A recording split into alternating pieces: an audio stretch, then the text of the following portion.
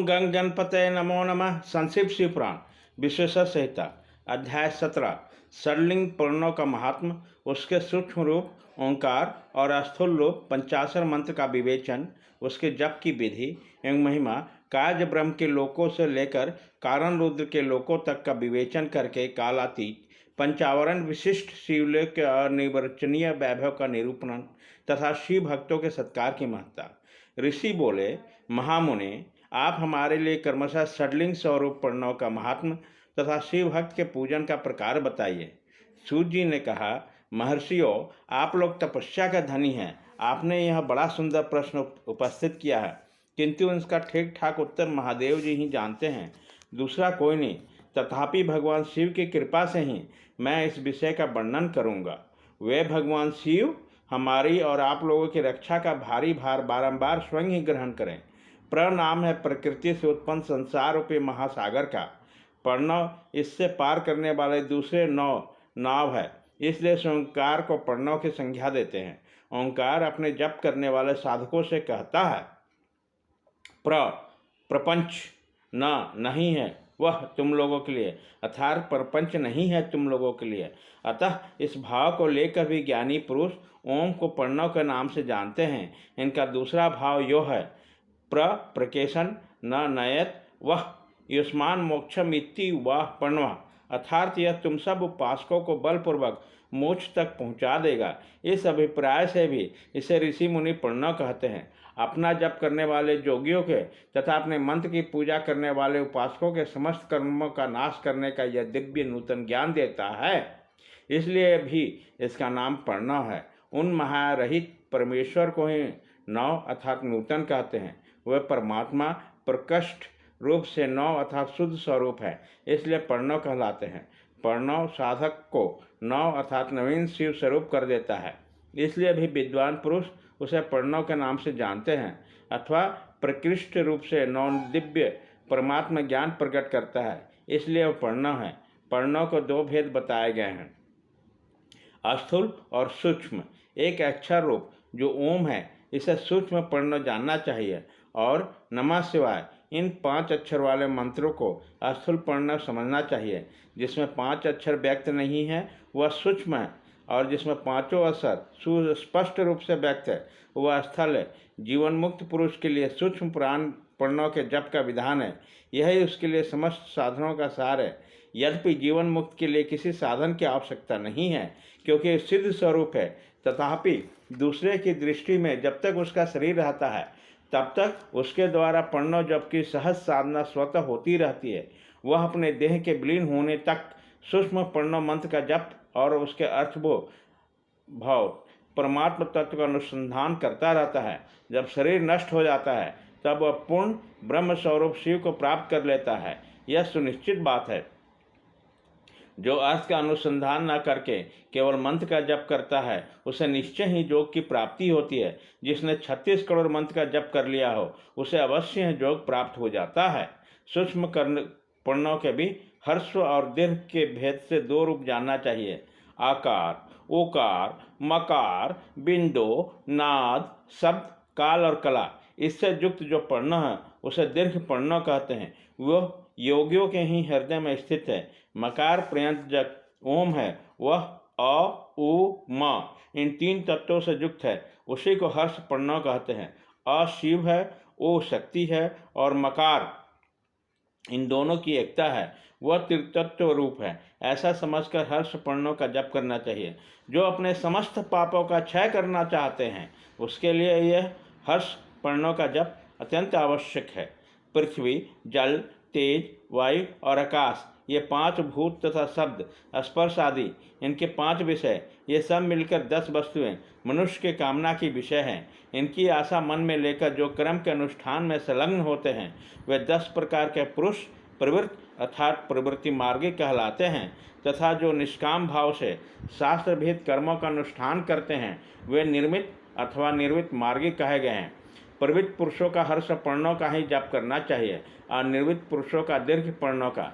बेहातियों तथा अन्य मंत्रों के आदि में इच्छा अनुसार शब्द और कला से युक्त पर्णों का उच्चारण करना चाहिए।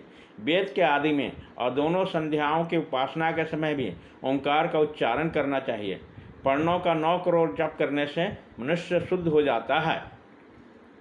फिर 9 करोड़ का जप करने से वह पृथ्वी तत्व पर विजय पा लेता है। तत्पश्चात पुनः 9 करोड़ का जप करके वह जल तत्व को जीत लेता है। पुनः 9 करोड़ जप से अग्नि तत्व पर विजय पाता है। तदंतर फिर 9 करोड़ का जप करके वह वायु तत्व पर विजयी होता है। फिर 9 करोड़ के जप से आकाश को अपने अंधकार में कर लेता है। इसी प्रकार 9 करोड़ का जप करके वह क्रमशः गंध, रस, रूप, स्पर्श और शब्द पर विजय पाता है। इसके बाद फिर 9 करोड़ का जप करके अहंकार को भी जीत लेता है। इस तरह 108 करोड़ पर्णों का जप करके उत्कृष्ट बोध को प्राप्त हुआ पुरुष शुद्ध योग का लाभ करता है। शुद्ध योग से युक्त होने पर वह जीवन मुक्त हो जाता है। इसमें संचय नहीं है। सदा पर्णों का जप और पर्णों रूपी शिव का ध्यान करते करते समाधि में स्थित हुआ महायोगी पुरुष साक्षात शिव ही है। इसमें संचय नहीं है। पहले अपने शरीर में पर्णों के ऋषि, छंद आदि देवता आदि का न्यास करके फिर जप आरंभ करना चाहिए। आकार आदि मात्रिक के वर्णों से युक्त पर्णों को अपने अंगों में न्यास करके मनुष्य ऋषि हो जाता है। मंत्रों के 10 संस्कार, मातृका न्यास तथा सरस्व शोधन आदि के संपूर्ण न्यास फल उसे प्राप्त हो जाता है। प्रवृत्ति तथा प्रवृत्ति निवृत्ति से मिश्रित भाव वाले पुरुषों के लिए स्थूल पर्णों का जप ही अभिष्ट साधक होता है। क्रिया, तप और जप के योग से शिव योगी 3 प्रकार के होते हैं, जो कर्मशः क्रिया योगी, तपो योगी और जप योगी कहलाते हैं। जो धन आदि वैभव से पूजा सामग्री का संचय करके हाथ आदि अंगों से नमस्कार आदि क्रिया करते हुए इष्ट देव की पूजा में लगा रहता है, वह क्रिया योगी कहलाता है। पूजा में संलग्न रहकर जो परिमित भोजन करता, बाह्य इंद्रियों को जीतकर वश में किए रहता, मन को भी वश में कर परद्रोह आदि से दूर रहता है, वह तप योगी कहलाता है। इन सभी सद्गुणों से युक्त जो सदा शुद्ध भाव से रहता है तथा समस्त काम आदि दोषों से रहित हो शांत चित्त से निरंतर जप किया करता है, उसे महात्मा पुरुष जप योगी मानते हैं। जो मनुष्य 16 प्रकार के उपचारों से शिव योगी महात्माओं की पूजा करता है, वह शुद्ध होकर सालोक्य आदि क्रम से उत्तरोत्तर उत्कृष्ट मुक्ति को प्राप्त कर लेता है। दीजो, अब मैं जप योग का वर्णन करता हूँ, तुम सब लोग ध्यान देकर सुनो। तपस्या करने के लिए जप का उपदेश किया गया है, क्योंकि वह जप करते करते अपने आप को सर्वथा शुद्ध निष्पाप कर लेता है। ब्राह्मणों, पहले नमः पद हो, उसके बाद चतुर्थ विभक्ति में शिव शब्द हो तो पंचातत्व तमक नमः शिवाय मंत्र होता है। इसे शिव पंचाक्षर कहते हैं। यह स्थूल पर्णो रूप है। इस पंचाक्षर के जप से मनुष्य संपूर्ण सिद्धियों को प्राप्त कर लेता है। पंचाक्षर के आदि में ओंकार लगाकर ही सदा उसका जप करना चाहिए। दीजो, गुरु के मुख से पंचाक्षर का उपदेश पाकर जहाँ सुखपूर्वक निवास किया जा सकता है, ऐसे उत्तम भूमि पर महीने के पूर्व पक्ष शुक्ल में प्रतिपदा से आरंभ करके कृष्ण पक्ष की चतुर्दशी तक निरंतर जप करता रहे। माघ और भादों के महीने में अपना विशिष्ट महत्व रखते हैं। यही समय सब समय से उत्तम माना गया है।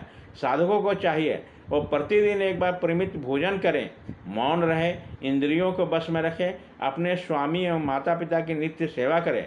इस नियम से रहकर जप करने वाला पुरुष 1 सहस्र जप से ही शुद्ध हो जाता है, अन्यथा वो ऋणी होता है। भगवान शिव का निरंतर चिंतन करने से पंचाक्षर मंत्र का 5 लाख जप करें। जप काल में इस प्रकार ध्यान रखें कि कल्याण दाता भगवान शिव कमल के आसन पर विराजमान है। उनका मस्तक श्री गंगा जी तथा चंद्रमा की कला से सुशोभित है। उसकी बाईं जांघ पर आदि शक्ति भगवती उमा बैठी है। वहाँ खड़े हुए बड़े बड़े गण भगवान शिव की शोभा बढ़ा रहे हैं। महादेव जी अपने 4 हाथों में मृग मुद्रा, टंक तथा बर एवं अभय की मुद्राएं धारण किए हुए हैं। इस प्रकार सदा सब पर अनुग्रह करने वाले भगवान सदाशिव को बारंबार स्मरण करते हुए हृदय अथवा सूर्यमंडल में पहले उसकी मानसिक पूजा करके फिर पूर्वाभिमुख होकर पूर्वोक्त पंचाक्षरी विद्या का जप करें। और उन दिनों साधक सदा शुद्ध कर्म ही करें और दुष्कर्म से बचा रहें। जप की समाप्ति के दिन कृष्ण पक्ष की चतुर्दशी को प्रातःकाल नित्य क्रम करके शुद्ध एवं सुंदर स्थान में शौच संतोष आदि नियमों से युक्त हो शुद्ध हृदय से पंचाक्षर मंत्र का 12 सहस्र जप करें। तत्पश्चात 5 सपत्नीक ब्राह्मण का जो श्रेष्ठ एवं शिव भक्त हो वर्ण करें। इनके अतिरिक्त एक श्रेष्ठ आचार्य प्रवर का भी वर्ण करें। उसे शाम सदाशिव का स्वरूप समझे।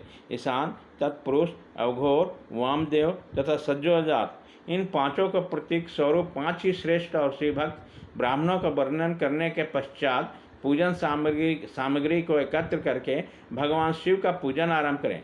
विधि पूर्वक शिव की पूजा संपन्न करके होम आरंभ करें। अपने गृह सूत्र के अनुसार सुखांत कर्म करके परिसमूहन, उपलेपन, उल्लेखन, मृदुद्धभरण, अभ्युच्छन, इन पंचभूत संस्कारों के पश्चात वेदी पर स्वाभिमुख अग्नि को स्थापित करके कुशकंडिका के अंतर्गत प्रज्वलित अग्नि में आज्य भगंत आहुति देकर प्रस्तुत होम का कार्य आरंभ करें। कपिला गाय के घी से 11, 101 अथवा 1001 आहुतियाँ ही स्वयं दे, अथवा विद्वान पुरुष शिवभक्त ब्राह्मणों से 108 आहुतियाँ दिलाएं। होम क्रम समाप्त होने पर गुरु को दक्षिणा के रूप में 1 गाय और बैल देना चाहिए। ईशान आदि के प्रतीक रूप जिन 5 ब्राह्मणों का वर्ण किया गया उसको ईशान आदि का ही स्वरूप समझे तथा आचार्य को सांब सदाशिव का स्वरूप माने।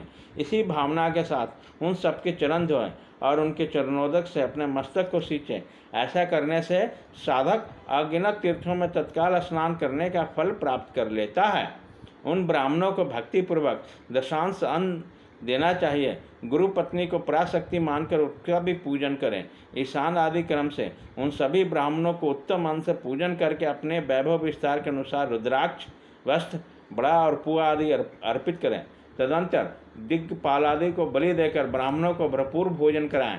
इसके बाद देवेश्वर शिव से प्रार्थना कर अपना जप समाप्त करें। इस प्रकार पुनश्चरण करके मनुष्य उस मंत्र को सिद्ध कर लेता है। फिर 5 लाख जप करके समस्त पापों का नाश हो जाता है। तदंतर पुनः 5 लाख जप करने पर अतल से लेकर सत्यलोक तक 14 भुवनों पर क्रमशाधिकार प्राप्त हो जाता है। यदि अनुष्ठान पूर्ण होने के पहले बीच में ही साधक की मृत्यु हो जाए तो परलोक में उत्तम भोग भोगने के पश्चात पुनः पृथ्वी पर जन्म लेकर 85 के जप का अनुष्ठान करता है। समस्त लोकों का ऐश्वर्य पाने के पश्चात वो मंत्र को सिद्ध करने वाला पुरुष यदि पुनः 5 लाख जप करे तो उसे ब्रह्मा जी के समीप प्राप्त होता है। पुनः 5 लाख जप करने से सारूप्य नामक ऐश्वर्य प्राप्त होता है। 100 लाख जप करने से वह साक्षात ब्रह्म के समान हो जाता है। इस तरह का ब्रह्म हिरण्य गर्भ का सायुज्य प्राप्त करने से वह ब्रह्मा के प्रलय होने तक उस लोक में यथेष्ट भोगता है। फिर दूसरे कल्प का आरंभ होने पर वह ब्रह्मा जी का पुत्र होता है। इस प्रकार फिर तपस्या करके दिव्य तेज से प्रकाशित हो वह कर्म से मुक्त हो जाता है।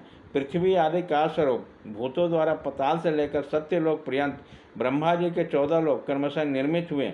सत्यलोक के से ऊपर क्षमालोक तक जो 14 भुवन है वह भगवान विष्णु के लोक हैं। क्षमालोक के ऊपर सूचीलोक पर्यंत 28 भुवन स्थित है। सूचीलोक के अंतर्गत कैलाश में प्राणियों का संहार करने वाले रुद्रदेव विराजमान हैं। सूचीलोक से ऊपर अहिंसा लोक पर्यंत 56 भुवनों की स्थिति है। अहिंसा लोक का आश्रय लेकर जो ज्ञान कैलाश नामक शोभा पाता है उसका कार्यभूत महेश्वर सबको अदृश्य करके रहते हैं। अहिंसा लोक के अंत में काल चक्र की स्थिति है। यहाँ तक कि महेश्वर के विराट स्वरूप का वर्णन किया गया। वहीं तक लोकों का त्रिधान अथवा लय होता है। उसके नीचे कर्मों का भोग है, उसके ऊपर ज्ञान का भोग, उसके नीचे क्रम माया और उसके ऊपर ज्ञान माया। अब मैं क्रम माया और ज्ञान माया का तात्पर्य बता रहा हूँ। माँ का अर्थ है लक्ष्मी, उससे क्रम भोग याद प्राप्त होता है, इसलिए वो माया अर्थात क्रम माया कहलाती है। इस तरह माँ अथवा लक्ष्मी से ज्ञान भोग याद अर्थात प्राप्त होता है, इसलिए उसे माया या ज्ञान माया कहा गया है।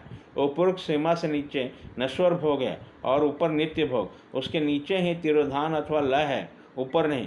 वहाँ से नीचे ही क्रम में पासों द्वारा बंधन होता है, ऊपर बंधन का सदा अभाव है।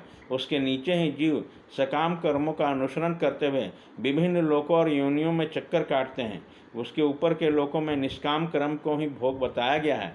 बिंदु पूजा में तत्पर रहने वाले उपासक वहाँ से नीचे के लोक में ही घूमते हैं। उसके ऊपर तो निष्काम भाव से शिवलिंग की पूजा करने वाले उपासक ही जाते हैं। जो एकमात्र शिव की उपासना में तत्पर हैं वह से ऊपर के लोक में जाते हैं।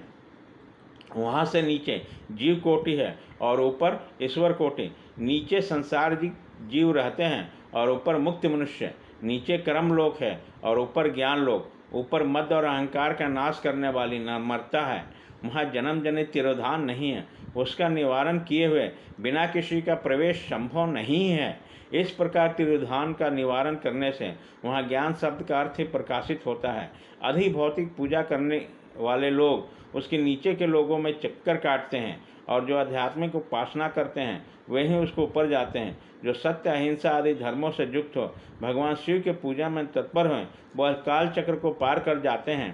काल चक्रेश्वर की सीमा तक जो विराट महेश्वर लोक बताया गया है, उसके ऊपर वृषभ के कार के धर्म की स्थिति है। वह ब्रह्मचर्य का मूर्तिमान रूप है। उसके सत्य, शौच, अहिंसा और दया ये 4 पाद हैं। वह साक्षात शिवलोक के द्वार पर खड़ा है। क्षमा उसके सिंह है, शम कान है। वह वेद ध्वनि रूपी शब्दों से विभूषित है। आस्तिकता उसके दोनों नेत्र हैं। विश्वास से उसकी श्रेष्ठ बुद्धि एवं मन है। क्रिया आदि धर्म रूपी जो वृषभ है, वह कारण आदि में स्थित है। ऐसा जानना चाहिए। उस क्रिया रूप वृषभ खार धर्म पर कालातीत शिव आरूढ़ होते हैं। ब्रह्मा, विष्णु और महेश्वर जो अपनी अपनी आयु है, उसी को दिन कहते हैं। जहाँ धर्म रूपी वृषभ की स्थिति है, उसके ऊपर न दिन है न रात्रि। वहाँ जन्म मरण आदि भी नहीं है। वहाँ फिर से कारण स्वरूप ब्रह्मा जी के कारण सत्यलोक पर्यंत 14 लोग स्थित हैं। उच्च 5 भौतिक गंध आदि से परे हैं। उसकी सनातन स्थिति है। सूक्ष्म गंध से ही उसका स्वरूप है। उसके ऊपर फिर कारण रूप विष्णु के 14 लोक स्थित हैं। उससे भी ऊपर कारण रूपी रुद्र के 28 लोगों की स्थिति मानी गई है। फिर उसके ऊपर कारण और शिव के 56 लोग विद्यमान हैं। तदंतर शिव सम्मत ब्रह्मचर्य लोक है, और वहीं 5 आवरणों से युक्त ज्ञानमय कैलाश हैं, जहाँ 5 मंडलों, 5 ब्रह्म कलाओं और आदि शक्ति से संयुक्त आदि लिंग प्रतिष्ठित है। उस परमात्मा शिव को शिवालय कहा गया है। वही पराशक्ति से युक्त परमेश्वर शिव निवास करते हैं। वे सृष्टि, पालन, संहार, तिरुभाव और अनुग्रह इन 5 कृत्यों में प्रवीण हैं। उनका श्री विग्रह सच्चिदानंद स्वरूप है। वे सदा ध्यान रूपी धर्म में ही स्थित रहते हैं और सदा सब पर अनुग्रह किया करते हैं। वे स्वात्मा राम हैं और समाधि रूपी आसन पर आसीन हो नित्य विराजमान होते हैं। कर्म एवं ध्यान आदि का अनुष्ठान करने से क्रमशः साधन पथ में आगे बढ़ने पर उसका दर्शन साध्य होता है। नित्य, नैमित्तिक आदि कर्मों द्वारा देवताओं का यजन करने से भगवान शिव के समाराधन क्रम में मन लगता है। क्रिया आदि जो शिव संबंधी क्रम है, उसके द्वारा शिव ज्ञान सिद्ध करें। जिन्होंने शिव तत्व का साक्षात्कार कर लिया है अथवा जिन पर शिव की कृपा दृष्टि पड़ चुकी है, वह सब मुक्त हैं। इसमें संचय नहीं है। आत्म स्वरूप से जो स्थिति है वही मुक्ति है। एकमात्र अपने आत्मा में रमन या आनंद का अनुभव करना ही मुक्ति का स्वरूप है। जो पुरुष क्रिया, तप, जप, ध्यान और ध्यान रूपी धर्मों में भली भांति स्थित है, वही शिव का साक्षात्कार करके स्वात्मा राम तत्व रूप मोक्ष को प्राप्त कर लेता है। जैसे सूर्यदेव अपने किरणों से अशुद्धि को दूर कर लेते हैं, उसी प्रकार कृपा करने में कुशल भगवान शिव अपने भक्त को अज्ञान को मिटा देते हैं। अज्ञान को निर्मित हो जाने पर शिव ज्ञान स्वतः प्रकट हो जाता है। शिव ज्ञान से अपना विशुद्ध स्वरूप आत्मा राम तत्व प्राप्त होता है, और आत्मा राम तत्व की सम्यक सिद्धि हो जाने पर मनुष्य कृत्य हो गया। इस तरह यहाँ जो कुछ बताया गया है वह पहले मुझे गुरु परंपरा से प्राप्त हुआ था। तत्पश्चात मैंने पुनः नंदीश्वर के मुख से इस विषय को सुना था। नंदी स्थान से परे जो वैद्य शिव वैभव है, उसका अनुभव केवल भगवान शिव का ही है।